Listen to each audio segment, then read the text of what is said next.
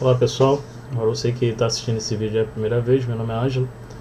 Eu vou estar trazendo aí uma nova playlist aí, onde eu vou estar abordando aí assuntos referente à análise de circuito de corrente alternada. E nesse primeiro momento eu vou inicialmente fazer uma abordagem conceitual sobre alguns pontos que são base, né, para poder se fazer aí análise de circuitos quando alimentado aí por corrente alternada, né? E na sequência eu vou estar trazendo aí alguns exercícios, alguns exemplos, resolvendo, né, mostrando aí a aplicação desses conceitos que eu vou estar abordando aqui. Então, começando aí, né, como parte introdutória, lembrando que, como eu já fiz uma playlist sobre análise de circuitos e corrente contínua, entenda que todos aqueles métodos, né, que é utilizado, como a lei de Ohm, lei de Kirchhoff, superposição, Thevenin, Norton, né, aquela ideia de máxima transferência de potência, tudo isso também é aplicado em circuitos, né, de corrente alternada. O que vai mudar nessa nova abordagem é que a ferramenta matemática ela vai ser um pouco mais avançada, tendo em vista que num circuito de corrente alternada nós verificamos aí o surgimento aí de mais dois parâmetros, né, que atuam, né, como opositores aí à corrente e tensão, que no caso é o capacitor e o indutor, que no circuito de corrente contínua, né, onde nós fizemos algumas análises, esses elementos, quando eles atingem aí quando o circuito atinge o seu regime permanente, esses componentes, né, como o indutor e o capacitor, eles têm comportamentos ou eles ficam numa condição que pode ser representada por uma chave aberta, ou eles ficam numa condição que pode ser representada por uma chave fechada. Sendo que em corrente alternada, eu vou mostrar um pouco mais à frente, o sinal da corrente alternada ela fica variando no tempo, né, e mudando de sentido. Então, o capacitor quanto o indutor, eles passam a ter um comportamento diferente do comportamento que eles apresentam quando são alimentados em corrente contínua. Então, baseando-se nisso, temos o seguinte, né, que num circuito alimentado aí por fonte de tensão ou corrente alternada, né, ou seja, um sinal que varia no tempo, o circuito ele vai apresentar três comportamentos, né, e aqui estão eles listados. Um deles já é conhecido, né, que é o mesmo comportamento que podemos perceber lá no circuito de corrente contínua, que é a oposição ao fluxo de corrente, né? Isso é ocasionado pela resistência, né, que é representada aqui pela letra R, cujo elemento é o resistor, né? O resistor ele possui uma resistência e essa opõe-se ao fluxo de corrente. O outro comportamento é a oposição à variação da corrente, que é ocasionada aí pela indutância, né, representada pela letra L, que no caso é o indutor, né? O componente elétrico é o indutor, e o indutor, devido às suas características, ele causa uma oposição à variação da corrente elétrica. Outro comportamento é a oposição da variação da tensão, que é provocada aí pela capacitância, né, no caso representado pela letra C, que está associada aí ao componente capacitor. Então, o capacitor, quando está submetido a uma tensão que varia no tempo, ele ocasiona aí uma oposição a essa variação, né? Isso devido às suas características construtivas, né? Então, de forma muito semelhante aí ao indutor, né, sendo que o indutor ele vai se opor à variação da corrente e o capacitor vai se opor à variação da tensão. No caso, o resistor ele apenas vai se opor ao fluxo, né, de corrente. Ele não, independente da corrente estar variando ou não, ele apenas vai ter o comportamento de se opor àquele fluxo, né? Ele não vai se opor a variações, né? Então, o comportamento do resistor em corrente alternada é semelhante ao comportamento, semelhante não, é igual ao comportamento num circuito alimentado por corrente contínua. Só para poder fazermos aí uma diferenciação, né, que às vezes as pessoas confundem um pouco sobre a diferença entre corrente alternada e corrente contínua. Então, eu vou apresentar aqui, né, dois sinais, né, que estão aqui. Às vezes a pessoa também tem uma ideia de que corrente contínua é aquela que é sempre, que ela não varia no tempo, né? Na verdade, essa condição é uma condição ideal, né? Que a corrente contínua seja sempre constante e não varie no tempo. Porém, né, numa retificação, né, eu não vou entrar muito no detalhe dessa parte eletrônica, né, de como retificar um sinal, mas quando se retifica uma corrente alternada, né, no caso da eletrônica, a corrente contínua, ela apresenta-se dessa maneira aqui, ó.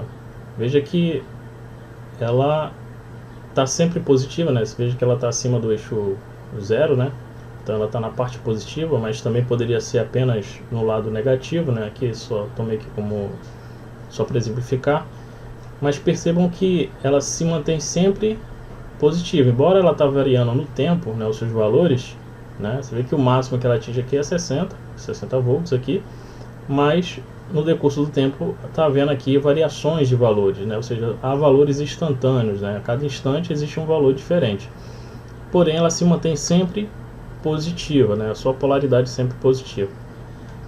Nesse outro exemplo aqui nós temos um sinal de corrente alternada. Perceba que esse sinal de corrente alternada ele fica variando, ele além de variar o seu valor, né, instantâneo, né? Ou seja, a cada instante ele modifica o seu valor, ele também modifica o seu sentido, né? Ou seja, aqui todos os valores instantâneos são positivos, porém em um dado momento todos os valores passam a ser negativos. Então a corrente alternada ela tem, além de mudar, né, instantaneamente os seus valores, ela também muda o seu sentido, o que difere aí da corrente contínua. Então, de uma forma geral, né, a diferença entre corrente contínua e alternada é o seguinte: a corrente contínua ela sempre mantém-se no mesmo sentido, né, ela não muda de sentido, ela pode até variar o seu valor a cada instante, porém ela não muda de sentido.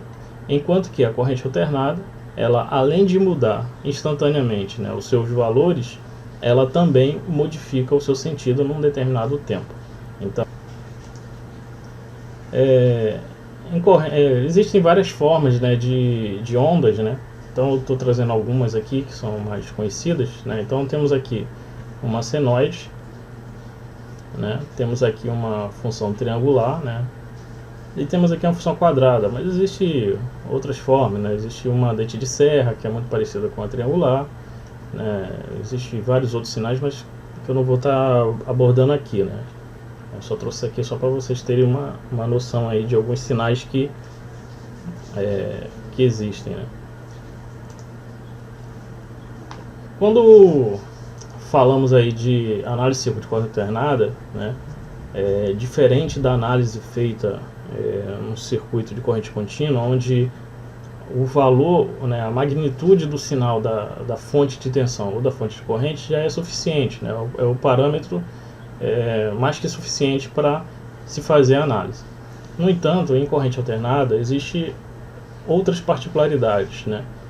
Como por exemplo, num sinal de corrente alternada, temos que muitas das vezes tomar ciência da amplitude do pico positivo, como a amplitude do pico negativo, amplitude pico a pico, né, o período, a frequência, o valor médio, né, que o valor médio também é conhecido como componente CC ou DC, né, do sinal alternado, e o valor eficaz, que é também conhecido como valor RMS, ou a raiz média quadrática,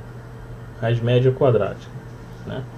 Então, em corrente alternada, temos esses parâmetros aqui que estão associados ao sinal, né, de uma fonte de corrente alternada ou de.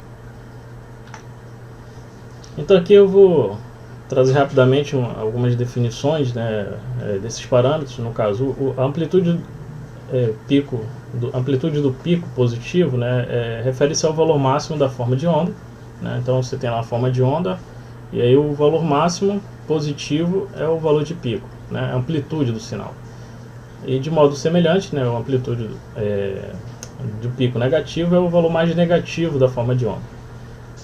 O valor amplitude de pico a pico, ou também falado valor PP, né, o valor pico a pico, ele é o valor absoluto, né, das amplitudes, né? Ou seja, soma-se a amplitude positiva mais a amplitude do sinal mais negativo, tá? Só que, embora que o sinal mais negativo ele tenha lá o seu sinal de menos, né? Mas essa soma ela é uma soma absoluta, né? Então você não faz uma subtração, você faz uma soma realmente, tá? O período, né, que é representado aí pela letra T, esse período ele é definido como sendo o tempo em que é o tempo necessário em que o sinal ele completa o seu ciclo, né? Então, quando o sinal ele completa o ciclo, aquele tempo que ele levou para fazer isso chama-se de período. E ali ele começa, se o sinal for periódico, né, ele vai se repetir, né? Então, a cada intervalo de tempo igual ao período, você vai ter o mesmo formato, né, da forma de onda, né? Então, ele, por ser um sinal periódico, então a cada intervalo de tempo t, o sinal ele vai se comportar da mesma forma. A frequência, né? A frequência ela está relacionada ao período, né? Então, a quantidade de vezes que o período ocorre, né, ou seja, que um ciclo se completa, é chamado aí de frequência, né? E essa frequência, né, é dada em Hertz. O período, né, se for usar, né, se o eixo tiver se o eixo, né, no qual está sendo representado ali a forma de onda tiver na base de tempo, então o período vai ser dado em segundos. E se tiver em relação a ângulos, né, ele vai ser dado em radianos, né? Normalmente em radianos, né, quando se fala de ângulo, usa-se o radiano e não o grau, né? E a relação que existe, então aqui só recapitulando, então 1 Hz ele é igual a 1 ciclo por segundo, ou seja, a cada 1 ciclo por segundo que é feito que a forma de onda ela completa, nomeia-se aí como 1 Hz, né? E a relação que existe aí entre o ciclo e a frequência é que entre o período, né, e a frequência é que o período é igual ao inverso da frequência. Então, um outro parâmetro que é muito importante, que é o valor médio, né? O valor médio, também conhecido aí como o valor CC, né, da forma de onda, né? Como é que ele é obtido, né? Ele é obtido aplicando aí um conceito matemático lá do cálculo, né, que é a teoria do valor médio, né, de um sinal, onde calcula-se a área, né, sob uma curva, né, e divide por aquele período, né, ou seja, por aquele período que você está analisando. Então, o valor médio de uma forma de onda, né, ela é obtida aí matematicamente, fazendo aí essa aplicação aí do cálculo matemático, né, onde essa parte aqui representa a área da figura, né, ou seja, a área da curva, né, sob a curva, e essa diferença aqui, né, de T2 menos T1 é justamente o período, né, ou o tempo em que está se analisando ou está querendo conhecer o valor médio naquele ponto, né, nesse intervalo, na verdade, tá? Então aqui só para... Eu já falei um pouco sobre isso, né, que no caso essa integral aqui, né, ela representa aí a área sobre a curva, né? Para quem não tem ou não lembra, né, a respeito, né, dessa notação matemática, né, de como operar essa expressão matemática, deixa aí nos comentários que eu vou estar tentando auxiliar vocês. Ela é muito aplicada, né, essa integração, ela é muito aplicada quando a forma de onda ela tem um formato não que regular, mas ela tem um formato em que não é possível aplicar diretamente aquelas fórmulas de área, né, que já conhecemos, né, como área de uma circunferência, área de um quadrado, de um triângulo, de um trapézio, né?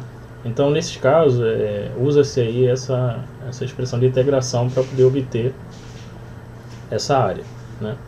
Porém, quando o sinal ele tem uma forma que dá para chegar em uma aplicação, né, de fórmula já conhecida, né, como é o caso de uma forma de onda triangular, ou retangular, ou quadrática, ou dente de serra, né?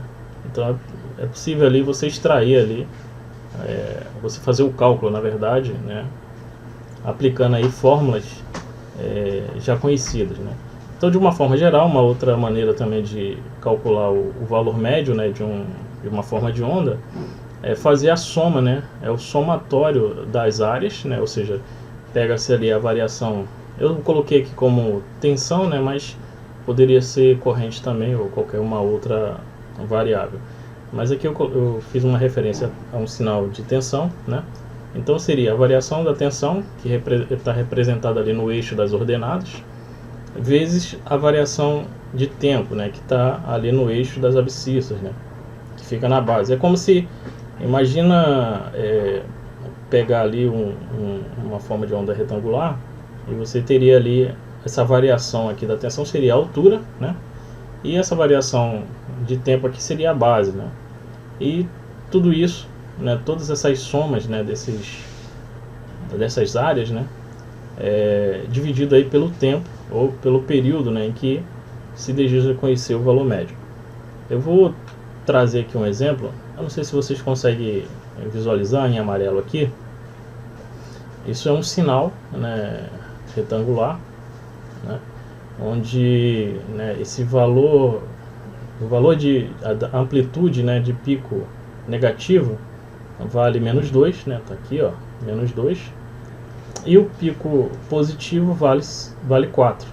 Veja que no somatório aqui, né, valor de pico a pico, né, se faz uma soma, né, de valor absoluto aqui e resulta em 6 volts. Então o valor de pico a pico desse sinal é de 6 volts, que é a soma do valor da amplitude positiva mais o valor da amplitude negativa. Então fica 6 volts, só para entender. Então, eu vou usar essa figura aqui, né, esse sinal, como exemplo para aplicar aí a definição matemática do valor médio, né. Então, redesenhando aí aquele gráfico, né, que foi apresentado lá na tela tirado de uma tela de osciloscópio.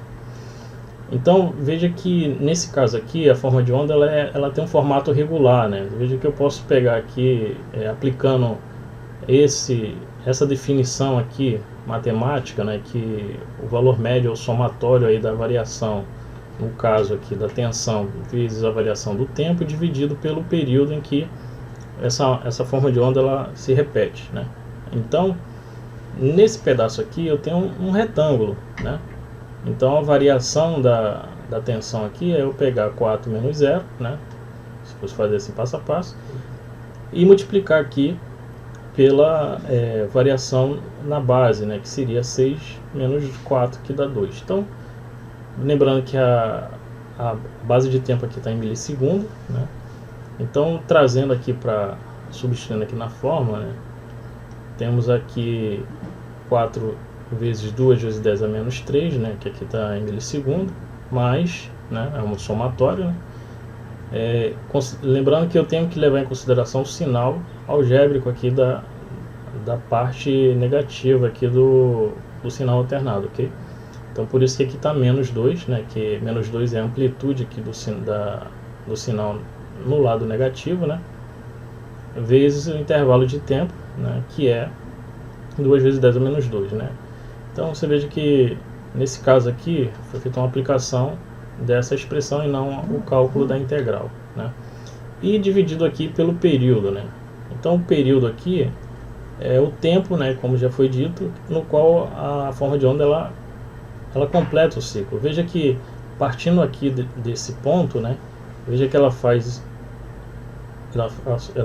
vai a um valor máximo de 4, né, mantém isso constante, vem aqui até menos 2 e a partir do tempo 8 aqui, veja que ela vai se repetir novamente, né? Então o meu período, né, ou seja, o tempo que ela leva para completar um ciclo é esse pedaço aqui, né, que está representado aqui pela essa setinha aqui, né?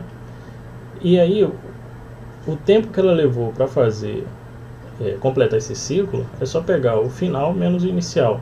Então 8 menos 4 dá 4. Então 4 vezes 10 a menos 3. Fazendo essa operação toda aqui, resulta aí num valor médio igual a 1 volt. Então, se eu pegasse aqui um voltímetro na escala de tensão contínua e medisse esse sinal, o meu voltímetro, lá no visor do meu voltímetro, iria aparecer essa tensão aqui de 1 volt. Ok? Então, o valor médio de forma assim bem geral, né, é fazer o somatório das áreas e dividir pelo período, né, em que aquela forma de onda completa o seu ciclo. Agora eu vou fazer uma aplicação do valor médio num sinal de corrente alternado, no qual ele é representado aqui por uma onda senoidal, né? Essa onda senoidal, ela é descrita aí pela uma função seno, né? Por isso vem o nome aí senoidal, porque ela está associada aí à função seno lá da trigonometria. Então esse sinal aqui, ele pode ser modelado matematicamente por essa expressão aqui, né? Onde eu tenho um valor máximo vezes uma função seno de ômega-t, né? Esse ômega-t está associado à velocidade angular a qual ocorre aí esses ciclos, né? E aí, no caso aqui, né, o período é t, né? Ou seja, partindo aqui do zero até aqui é o período t, e quando ele completa aqui essa primeira metade, né, que a gente chama de ciclo, né, ou semiciclo, então aqui eu tenho um semiciclo positivo, aqui eu tenho um semiciclo negativo. Então esse ponto aqui é metade do período, ok? Porque existe aí, né, no sinal, uma função seno, né, naquele período, né, quando ela completa o ciclo, você tem aqui uma simetria, né? O semiciclo, né, ele tem valores instantâneos simétricos aos valores instantâneos no semiciclo negativo. Então aqui está metade do ciclo, e aqui está o comprimento, né, total do ciclo, ok? Lembrando que essa é a função que descreve esse sinal. Nesse caso aqui, né, diferente da aplicação anterior, veja que aqui eu não consigo aplicar uma fórmula direta aqui, conhecida para cálculo de área. Por quê? Eu tenho valores aqui que na verdade aqui eu não consigo, né, obter aqui uma forma regular, né, de um retângulo, né, ou de um quadrado, ou de um triângulo, nem de um círculo, nem de uma semicircunferência aqui, que seria o mais próximo, né, talvez.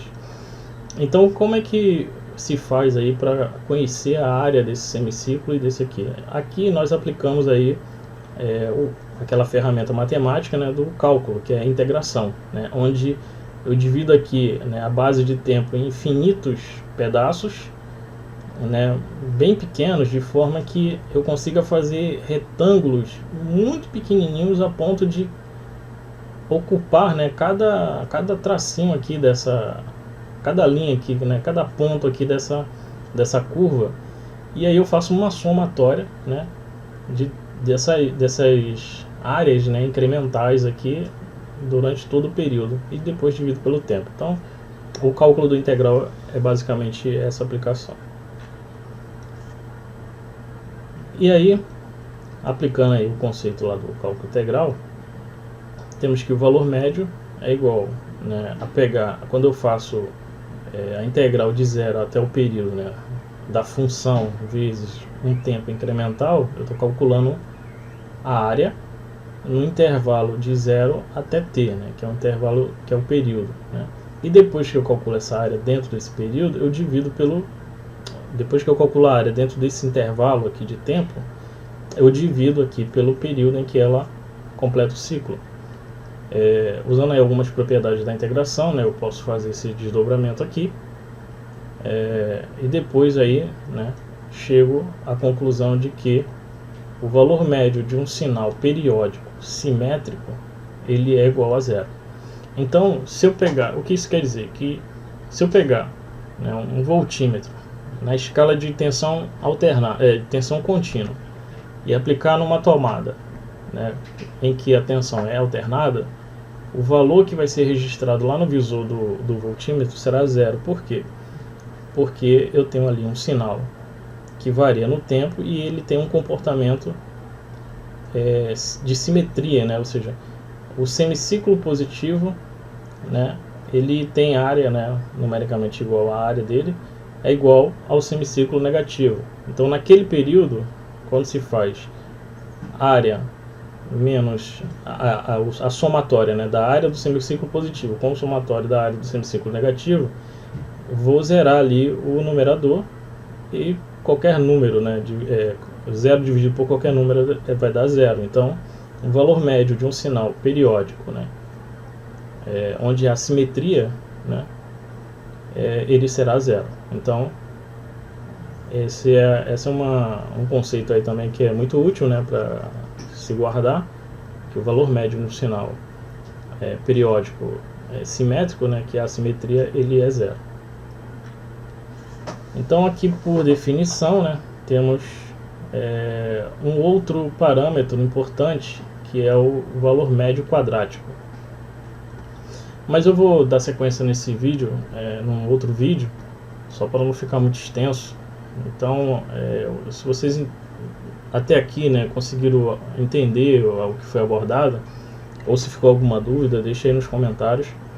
E se você ainda não é inscrito no canal, se inscreva no canal, né, ajuda aí a ranquear aí o vídeo, né, e alcançar outras pessoas que também possam ter dúvidas, assim como você também, e possa também usufruir aí desse entendimento sobre análise de corrente alternada, ok? Então eu vou dar sequência aí no próximo vídeo, então aguardo vocês aí acompanhando esse próximo vídeo aí, ok?